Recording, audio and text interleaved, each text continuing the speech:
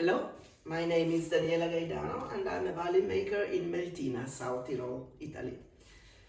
I'm specialized in making violoncello da spalla or violoncello piccolo, which is a tiny cello that is played on the shoulder. Da spalla means shoulder in Italian.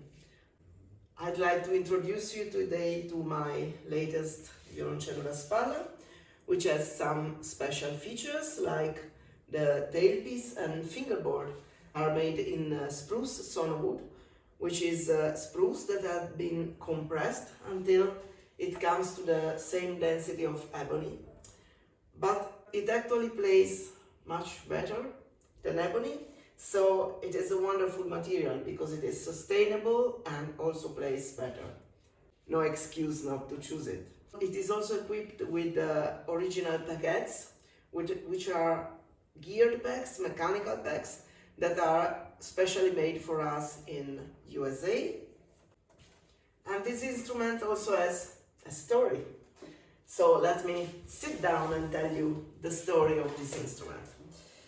I made it actually last year in 2025.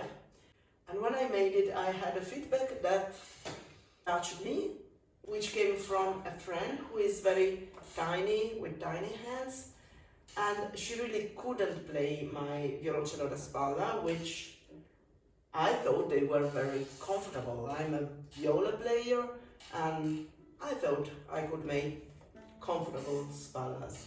So I thought a lot of her while making it, and I made it in every detail, being careful to make the easiest spalla, easiest to play that I've ever made.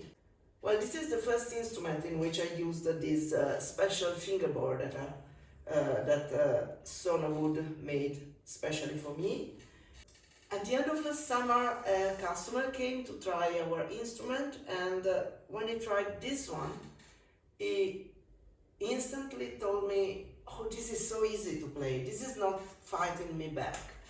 And well, I was surprised because he was very tall and with long arms and big hands. So it was like a joke that fate was making to me, that I made it thinking of a tiny lady with tiny hands, and it was going in the home of a tall man with big hands. But actually he went on with it, but he didn't like it aesthetically.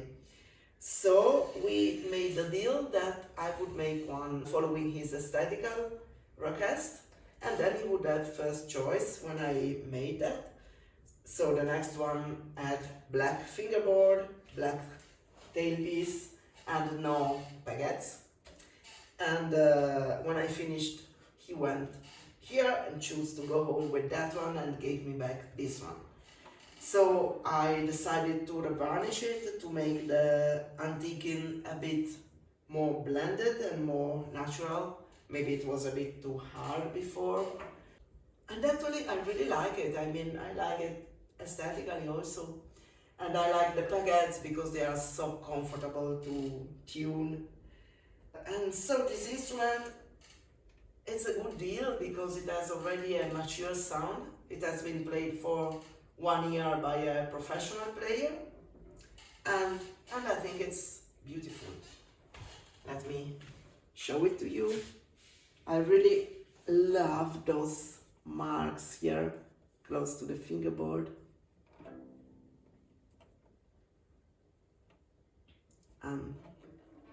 This is the back. The back has not a double purfling, but 1.5.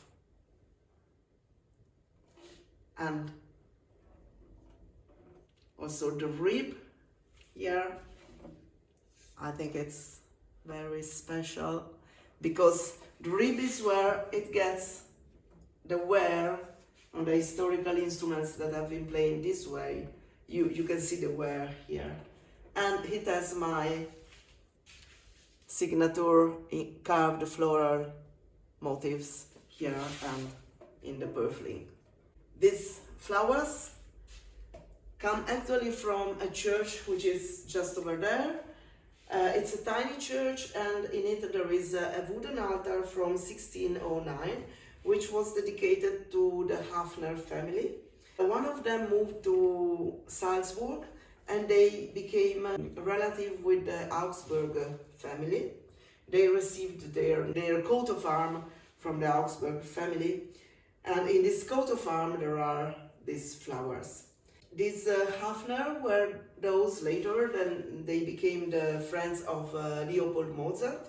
So they are the Hafner friends that helped Leopold in organizing his first Italian tour, because they had relatives in South Tyrol.